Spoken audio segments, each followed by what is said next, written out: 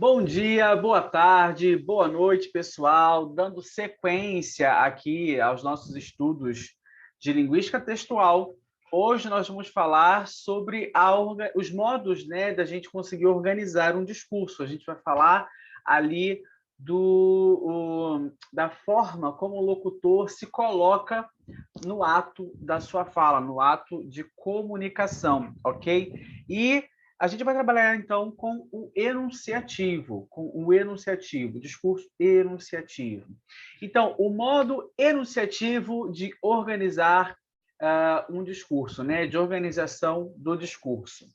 O modo enunciativo aponta para a maneira pela qual o sujeito falante age na encenação comunicativa.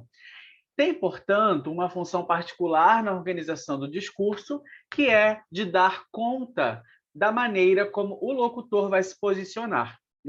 Então, existem três formas aqui, três formas de posicionamento do locutor. Em relação ao interlocutor, o que a gente vai chamar de alocutivo, tá?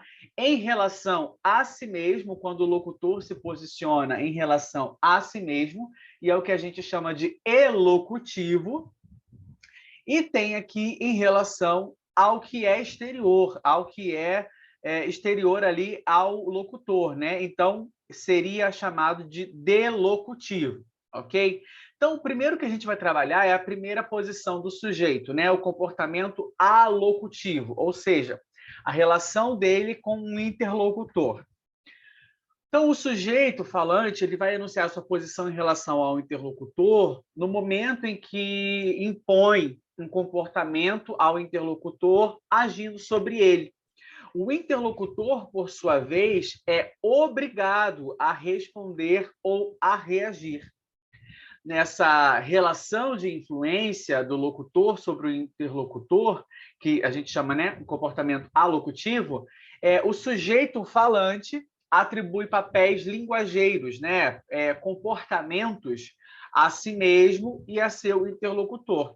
A gente tem dois tipos desse papel linguageiro, desse comportamento, dois tipos de comportamento. O sujeito falante, o locutor, se enuncia em posição de superioridade em relação ao interlocutor, impondo a ele a execução de uma ação. Essa imposição do locutor sobre o interlocutor vai estabelecer entre os dois uma relação de força.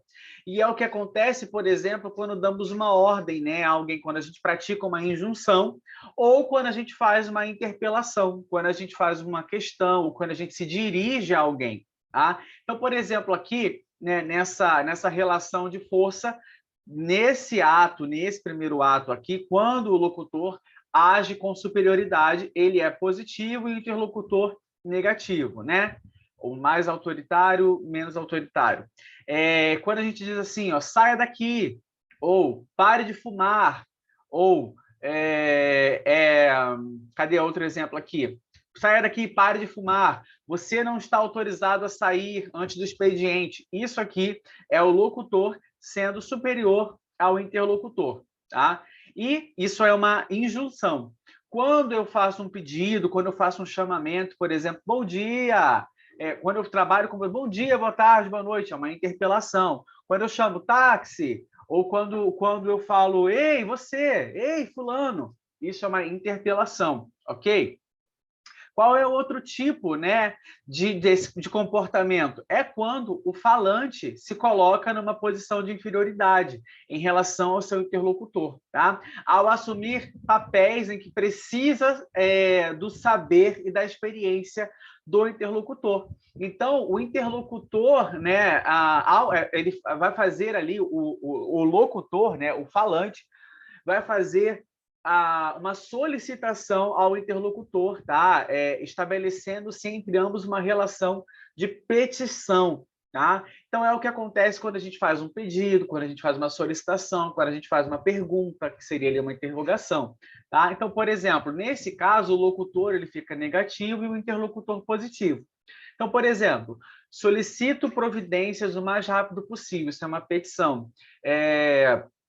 Peço que responda o e-mail, Você pode me ajudar? Você poderia me ajudar? Aqui é uma petição, tá? Eu posso dizer assim, alguém telefonou, alguém curtiu o vídeo, isso é uma interrogação.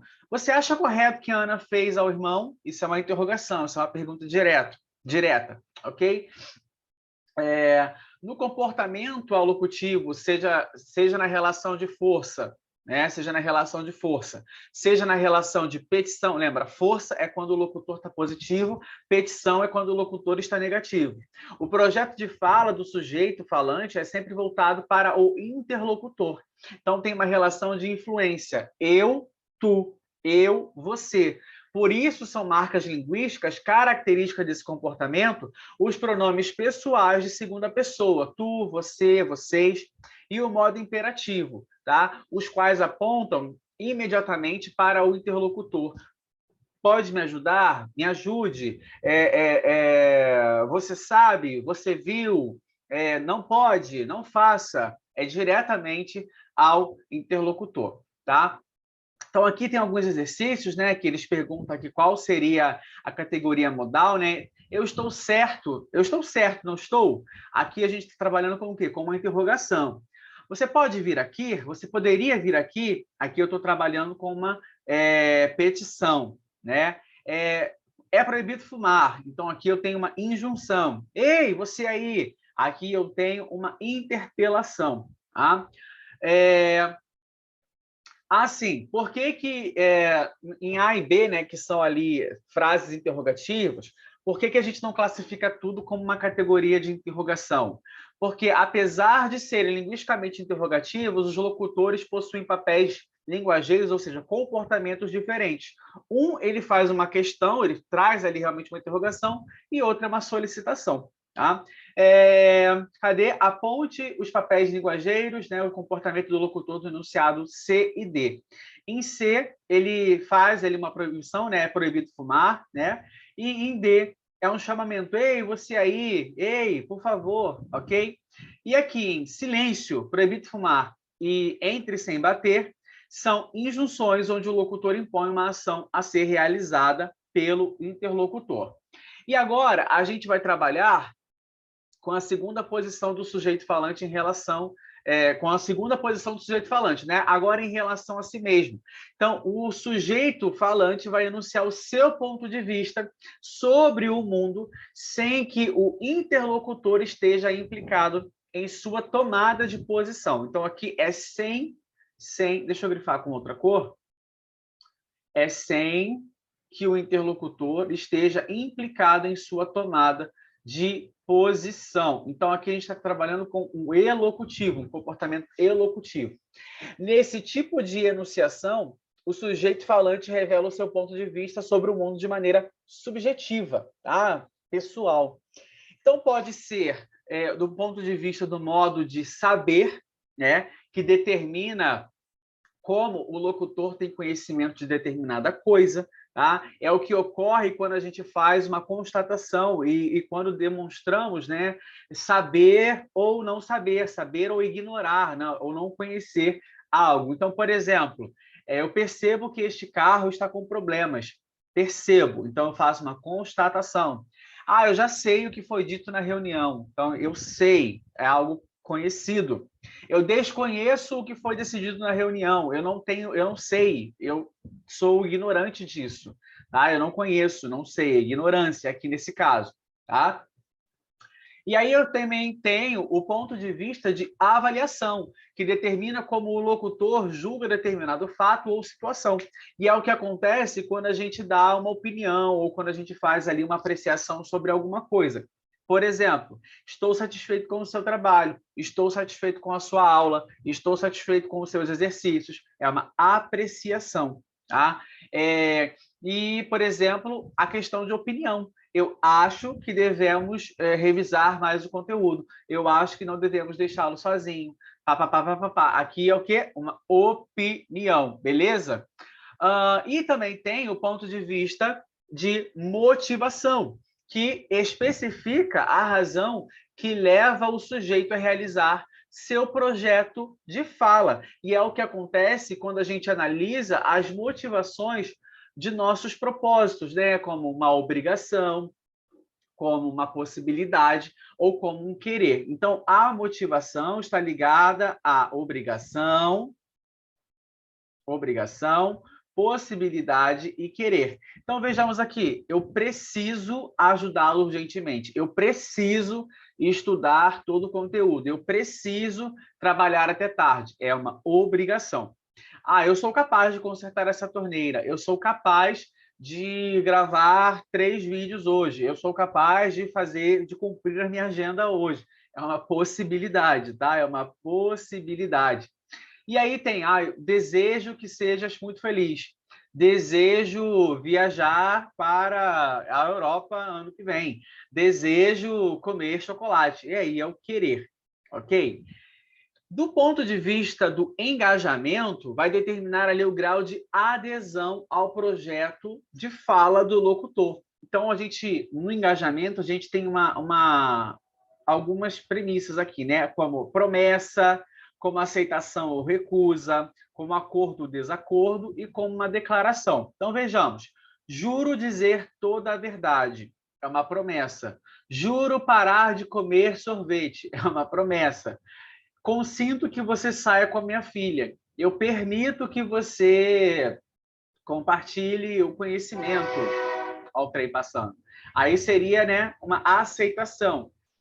Eu me oponho à realização deste casamento. Eu me oponho à realização deste casamento. Eu não concordo com a realização deste casamento. Eu não permito, eu proíbo a realização desse casamento. É uma recusa. Eu estou completamente de acordo com essa parceria. Eu estou totalmente de acordo com vocês curtirem o vídeo, compartilharem e chamarem mais gente para o canal. Estou de acordo. De jeito nenhum, não concordo com essa parceria de maneira alguma. Vocês podem parar de assistir os vídeos. É um desacordo. Tá? Mostrarei o caminho que deve seguir. Mostrarei o caminho que deve seguir. Uma declaração. Farei algo, né? Por exemplo, uma declaração. Tá? O ponto de vista da decisão, né, vai determinar, então, o tipo de decisão, que seria uma proclamação que o ato da enunciação realiza. Então, eu os declaro marido e mulher, eu declaro o réu culpado, tá? Uma proclamação.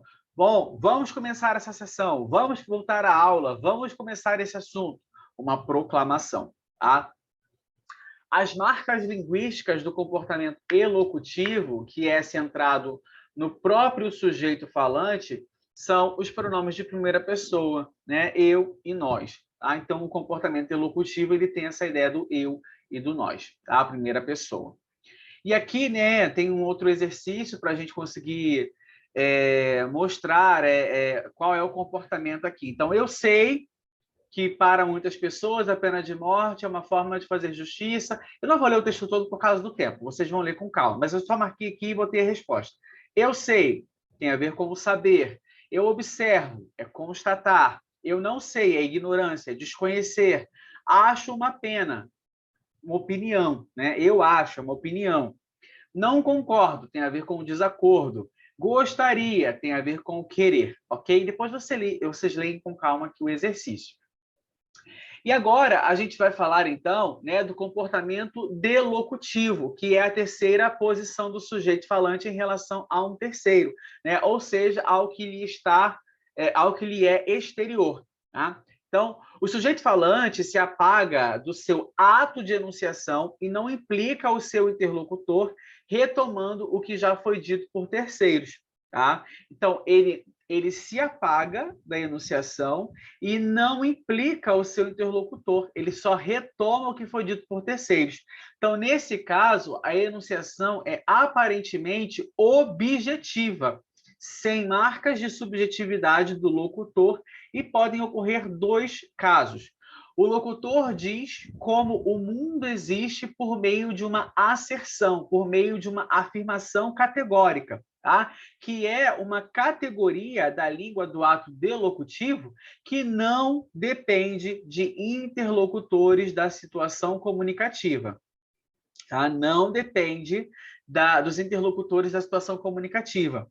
Caracteriza-se pela forma de apresentar a verdade de uma proposta, né? Um modo de dizer.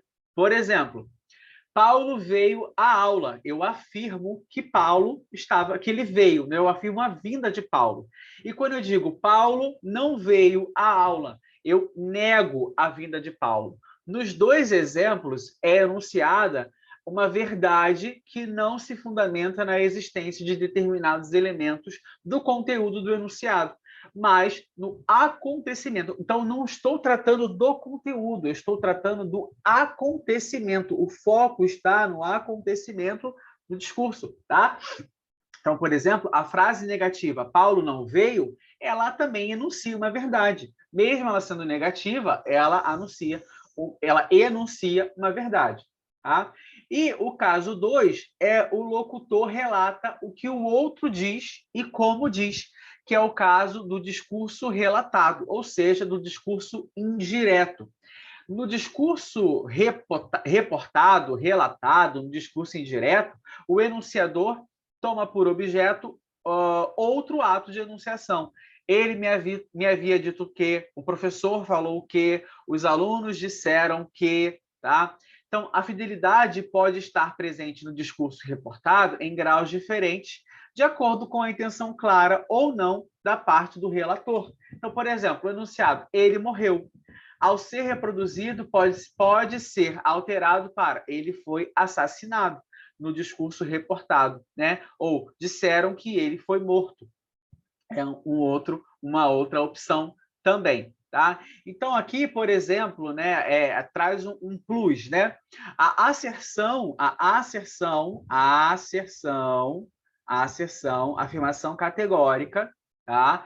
É marcada por alguns adjetivos ou substantivos. Tá?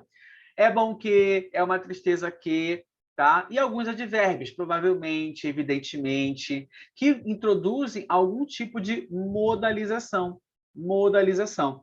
Alguns advérbios, de acordo com o lugar que ocupam no enunciado, produzem diferentes efeitos de sentido, que é o caso aqui do efetivamente. Tá? Ele trabalha efetivamente, ele trabalha muito, ele trabalha direito, ele trabalha focado no resultado, ele trabalha de maneira excelente, tá? E efetivamente ele trabalha, quer dizer, certamente ele trabalha, com certeza ele trabalha, de fato ele trabalha. Então a gente tem aqui ideias diferentes do uso do efetivamente, tá? A seguir, quais são os interlocutores? Perdão, a seguir, né, aqui desses enunciados aqui, em qual ou quais os interlocutores estão apagados. Na A e na D, eles estão apagados. Ó, parece que ele não virá à reunião. Devem ser 5 horas. Eu não estou dizendo, não tenho uma certeza aqui. Tá? Parece que, deve que. Já aqui, ó, parece-me que ele não virá à reunião. Eu estou me colocando. O locutor está se colocando. Eu devo partir às 5. Ó. Olha aqui, ó. Eu, parece-me. Então, a gente tem que ter atenção também para saber quando os interlocutores estão presentes ou quando não estão, quando tem essa marca ali de neutralidade, vamos colocar assim, não seria a palavra correta, mas só para a gente entender. Tá? Para a gente transformar esse discurso aqui, né, utilizando a modalidade, né, a modalização, a gente pode fazer assim, ó, meu carro está ruim. Eu coloquei um exemplo, aparentemente o carro está ruim, ou ele disse que o carro está ruim. Tá? Tenho aptidão intelectual suficiente para passar no concurso. Ele diz ter aptidão intelectual, tal. Tá? São exemplos aqui, vocês podem fazer com um pouco mais de calma, vejam novamente essa aula para vocês poderem absorver melhor. No comportamento delocutivo, as marcas do locutor e do interlocutor elas são apagadas, tá? Apagadas, e o propósito da enunciação se impõe por si mesmo por meio da asserção ou do discurso relatado, o que implica um efeito de objetividade. Tá? E a gente consegue também apagar a presença do locutor por meio da impessoalização. Tá? A impessoalização do texto ela é muito utilizada. Então, quando a gente não quer, por exemplo, não precisa, não deseja revelar quem executou determinadas ações em nossos textos. Então, por exemplo, se você quiser contar a alguém que trocou o estofamento do sofá, das poltronas da sua casa, né? Você pode dizer assim, ó, o sofá e as poltronas foram reformadas e as paredes foram pintadas. Você não disse quem fez. Ou você pode dizer, foi trocado o estofamento do sofá e das poltronas e foram pintadas as paredes da sala. Você também não disse quem fez, você só passou uma informação. Porque não há necessidade de dizer o estofador trocou o estofamento do sofá e das poltronas e o pintor pintou as paredes, ou meu pai trocou, minha mãe pintou, meu esposo trocou e eu pintei. Então, você não precisa dizer. Tá? Não há necessidade de explicitar o agente. E existem situações em que a gente não quer revelar quem praticou a ação. Né? Então, a gente utiliza mesmo a impessoalização, tá? Quando a gente não quer contar quem fez, quem fez, não interessa. Não interessa, a gente utiliza ali a impessoalização. Então, vamos pensar aqui uma situação em que alguém dá por falta, no caso aqui, vou me colocar também, né? Que alguém mexeu na minha bolsa, né? E eu dei por falta ali de alguma coisa, sei lá, de uma caneta ou da minha agenda, né? Eu falo, mexeram na minha bolsa. Por que eu boto mexeram na minha bolsa de maneira genérica? Porque eu não vou acusar, eu não sei quem fez isso. Tá? Então, para não ter nenhum momento desagradável, eu digo, ó, mexeram na minha bolsa. E eu não digo quem foi. Tá? Eu coloco de maneira genérica. Você deve ter reparado também que usamos estruturas linguísticas diferentes para impessoalizar o agente nas frases 1 e 2. 1 e 2. O sofá e as poltronas foram reformados, foi trocado, né? Aqui a gente está utilizando a voz passiva. E aqui no 3, ó, mexeram na minha bolsa. A gente está usando ali a indeterminação do sujeito da oração. Tá? A indeterminação do sujeito da oração. Cuidado que a voz passiva ela é praticada com alguns tipos de verbos, né? Como o verbo transitivo direto, e a voz, o índice de determinação do sujeito ele é utilizado, por exemplo, com verbo transitivo indireto, verbo intransitivo. Tá? Então, a gente precisa também relembrar um pouco disso. Aqui a gente pode trabalhar um pouco, então, com essas estratégias para a impessoalização do texto. Né? Então, a gente vai trabalhar rapidamente com a voz passiva. São 3 vozes do verbo. Na verdade, são mais vozes, né? Porque, na verdade, são 5, né? Voz ativa, voz passiva, voz... São 4, voz passiva, voz ativa, voz passiva, voz reflexiva e voz recíproca. Porém, alguns professores colocam a voz recíproca dentro da voz reflexiva. E está tudo bem, tá? Mas aqui o que eu posso dizer? Voz ativa, o sujeito pratica a ação expressa pelo verbo. O menino quebrou a vidraça. O menino comprou a casa. Tá? Voz passiva se divide de 2 formas, voz passiva analítica e voz passiva sintética. A casa foi comprada pelo menino. Comprou-se a casa. Voz passiva. E a voz reflexiva. O menino se cortou. O menino se pintou. Qual é a voz recíproca? Os candidatos se abraçaram. É algo mútuo. Os alunos se encontraram. Algo mútuo. Tá? Então, quando eu digo aqui, ó, o menino quebrou a vidraça, eu estou na minha voz ativa. Para eu passar para a voz passiva, eu vou utilizar um verbo, né? Vou utilizar o verbo ser, né? E vou colocar o verbo ser como um verbo auxiliar e vou colocar o verbo principal no particípio, né? A vidraça foi quebrada pelo menino. Perceba que a vidraça vai virar, então, o sujeito, cadê minha caneta? O sujeito, e pelo menino, o menino vai virar, então, o agente da passiva, tá? O agente da passiva. Então, quando eu digo o menino quebrou a vidraça, o menino é o meu sujeito e a vidraça é o meu objeto direto. Perceba que acontece o seguinte, olha, o meu objeto direto na minha voz ativa vai se tornar o sujeito da voz passiva. E o meu sujeito da voz ativa vai se tornar o agente da passiva na voz passiva analítica. Tá? Na voz passiva analítica. Então, a informação, né, veiculada, que seria ali a quebra da vidraça, é a mesma nos 2 enunciados, né? O menino quebrou a vidraça foi quebrada pelo menino. O que muda é o foco, é a focalização. O menino quebrou a vidraça, a cena é vista pela perspectiva do menino, tá? E em a vidraça foi quebrada pelo menino, a informação é a mesma. Porém, é vista por outra perspectiva, a da quebra da vidraça, tá? Perceber essa diferença de foco é importante quando estamos escrevendo um texto, ou quando a gente está lendo um texto também, pois a gente pode escolher a partir de qual perspectiva vamos construir o nosso enunciado, ou perceber em qual perspectiva foi escrito esse enunciado. Tá? Em relação à voz passiva, é bom lembrar ainda que a passiva pode ser expressa de duas formas, né? Com o auxílio do verbo ser, mais o particípio passado do verbo principal, foi quebrada, foi feita, foi vendida, e assim a gente tem a passiva analítica.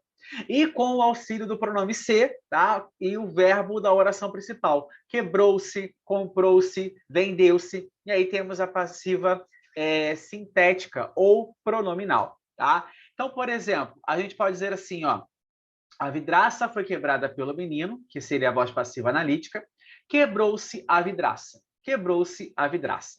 Apenas em B1, né, na voz passiva analítica, aparece o agente, né, da voz passiva, que seria ali o menino.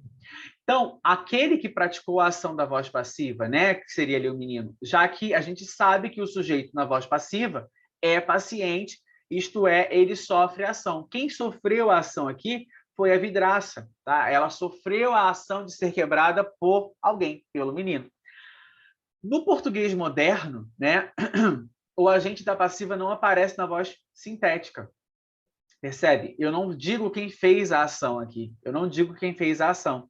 Isso acontecia no português arcaico. No português arcaico, colocava-se, então, o agente. Agora, no nosso português moderno, não mais. Tá? Então, é claro que podemos impessoalizar o texto em B1 também. Posso dizer, a vidraça foi quebrada. E aí eu faço a omissão. Eu faço a omissão do agente aqui, né? Do menino. Tá bom? Bom, deixa eu corrigir só aqui. Vamos lá. Cadê? Tudo depende da intenção, exatamente. Se eu quiser dizer quem fez, eu coloco o agente. Se não, eu omito o agente. Tá? Aí, aqui é importante que as professoras colocaram. Ó, se o texto estiver no plural, cuidado. Tá? Cuidado. Então, por exemplo, eu coloquei um outro exemplo aqui. Ele aluga a casa, voz ativa. A casa é alugada por ele, passiva analítica. Aluga-se a casa. Percebe que o verbo está aqui na terceira pessoa do singular. Tá? Ele aluga casas. Casas. As casas são alugadas por ele. Alugam-se casas. Alugam-se casas. Então, o verbo ele vai ser conjugado na terceira pessoa do plural, tá? É diferente do que acontece com o índice de indeterminação do sujeito, com a indeterminação do sujeito, né? Porque aí vai ficar na terceira pessoa do singular sempre, tá? Então, vamos organizar aqui as estratégias linguísticas de impessoalidade que a gente viu até agora. A voz passiva analítica, né? Sem agente da passiva explícita, ou seja, quebraram a vidraça. A vidraça foi quebrada. A vidraça foi quebrada, eu não digo quem disse, né? Eu posso utilizar também a indeterminação do sujeito, né? Precisa de professores, chega-se à verdade, né? E uma terceira estratégia pode ser o emprego do infinitivo. É preciso reformar o sofá e as poltronas, pintar as paredes, né? Ou ainda o uso do imperativo, reforme o sofá, pinte as paredes, tá? Então eu tenho essas duas aqui possibilidades ainda, tá? Eu tenho essas duas possibilidades ainda. Então, as estratégias linguísticas de impessoalização são emprego da voz passiva, a analítica sem o agente da passiva explícito, e o emprego da voz passiva sintética, a indeterminação do sujeito, o emprego do infinitivo, né? Fazer compras, comprar móveis, e o emprego do imperativo, faça compras, compre móveis. Tá? Aqui tem mais um exercício, depois vocês façam com um pouco mais de calma. Eu gostaria de agradecer a vocês por mais uma oportunidade de estarem aqui comigo. Eu espero que vocês tenham entendido, que tenham gostado. Fiquem com Deus e até o nosso próximo encontro. Tchau, pessoal!